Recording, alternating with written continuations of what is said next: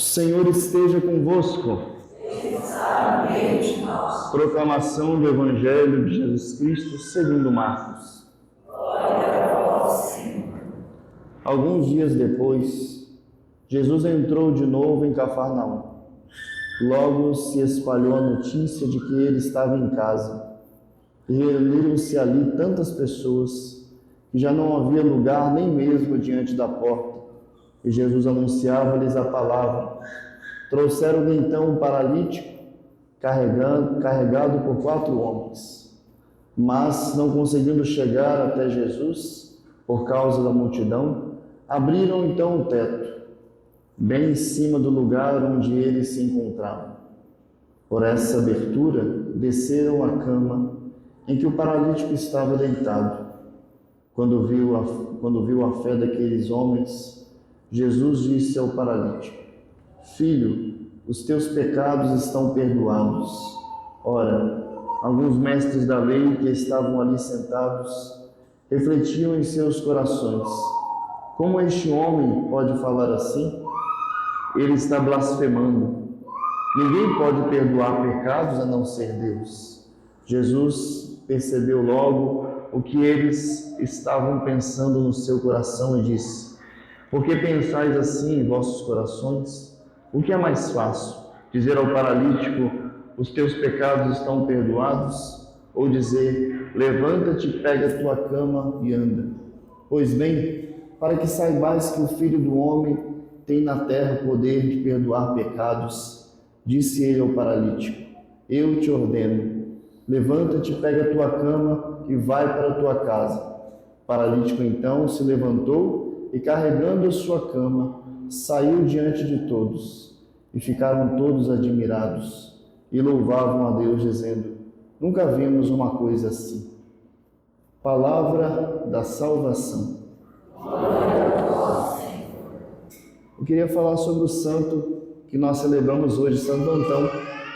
Santo Antão é o pai dos monges e eremitas, combateu heresias no seu tempo, o arianismo, e é uma figura muitíssimo importante na história da igreja.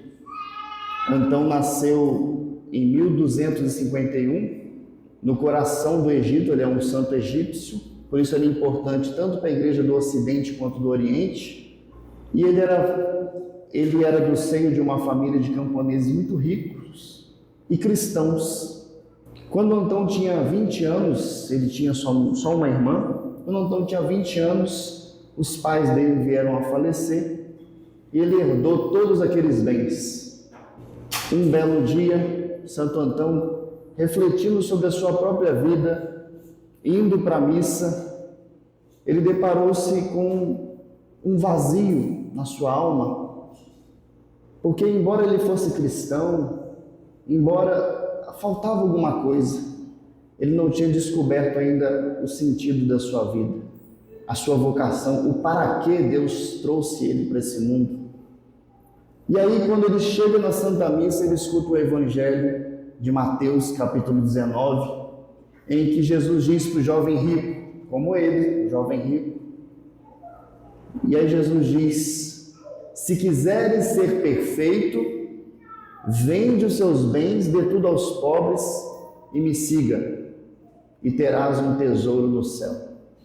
E diz a história que o coração dele quase que saiu pela boca de alegria com aquele chamado. Ele correu para casa, vendeu todos os campos que ele tinha, tudo, deu tudo aos pobres e deixou uma pequena porção para a irmã dele.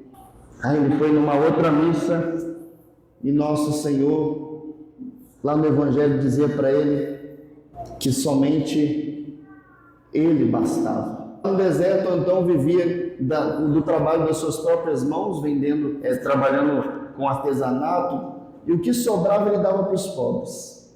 Jejum, penitência, oração. E o demônio tinha muito. Santo Antão, ele é famoso pelos embates que ele tinha com o demônio.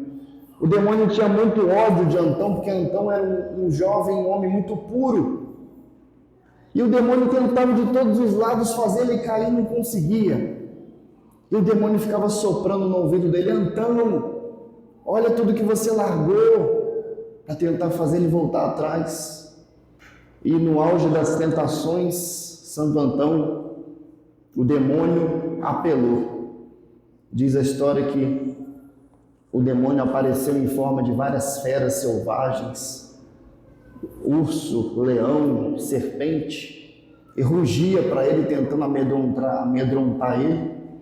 E ele dizia para o demônio: se você pudesse fazer alguma coisa contra mim, você já tinha feito. Agora é vergonhoso para você tentar me amedrontar. E o demônio deu mais um rugido e foi embora. E aí Antão falou: Senhor, por que o senhor não fez nada? E aí Deus disse para ele: eu queria provar e ver como você reagiria a essa grande tentação. E porque você resistiu, Antão, você será conhecido em todos os lugares. E a partir daquele momento, multidões recorriam a Santo Antão para ouvir as suas pregações, para receber a sua bênção, e muitos eram curados. Estou falando de um santo de 1251 e nós estamos falando dele ainda. Olha, o que Santo Antão nos ensina é que se nós quisermos humilhar o demônio, precisamos confiar somente em Deus.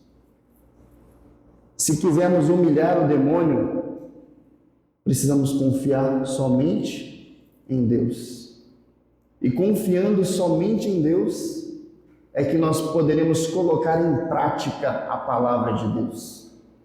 Porque Antão, ele ouve o Evangelho, ele imediatamente coloca em prática, ele não duvida, ele não questiona, ele não fica lutando com Deus, ele coloca em prática. Se Deus pede conversão, converta-se. Se Deus pede para desapegar dos bens, desapega-se. Se Deus pede para desapegar das pessoas que você, por carência, fica carregando, faça a vontade de Deus. Porque Jesus não fez nada mais na sua vida além da vontade dele. E ninguém será santo, ninguém será perfeito fazendo a sua própria vontade.